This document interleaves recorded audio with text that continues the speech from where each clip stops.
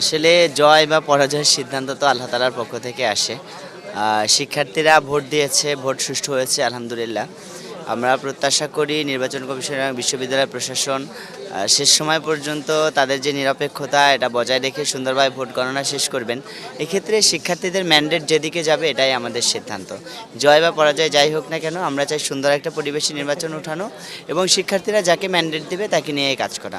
আমরা যদি বিজয় হই তাহলে আমরা নতুন প্ল্যাটফর্ম পাবো, নতুন দায়িত্ব পালন করার সুযোগ হবে। আমাদের যে কাজগুলো করছি এগুলো আমরা আরও বেশি পরিমাণে করতে পারবো। আর যদি আমরা বিজয় না হই তাহলে আমরা ছাত্র শিবির হিসেবে যে কাজগুলো শিক্ষার্থীদের কল্যাণে এতদিন করে গেছি এই কাজগুলো আমরা করে যাব ইনশাল্লাহ।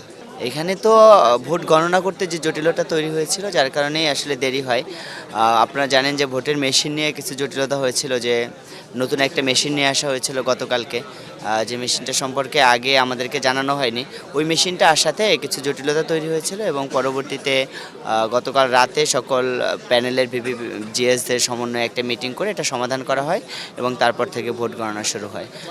জয়ের বেশে আমরা আশাবাদী আলহামদুলিল্লাহ, কারণ এখনও অনেকগুলো বিভাগ গণনা করতে বাকি আছে। এক্ষেত্রে আমরা শিক্ষার্থীদের সাথে মিশেছি এবং শিক্ষার্থীদের যে উচ্ছ্বাস দেখছি আমরা মনে করি যে শেষ পর্যন্ত ভোট গণনা করায় আমরা বিজয় লাভ করবো ইনশাল্লাহ।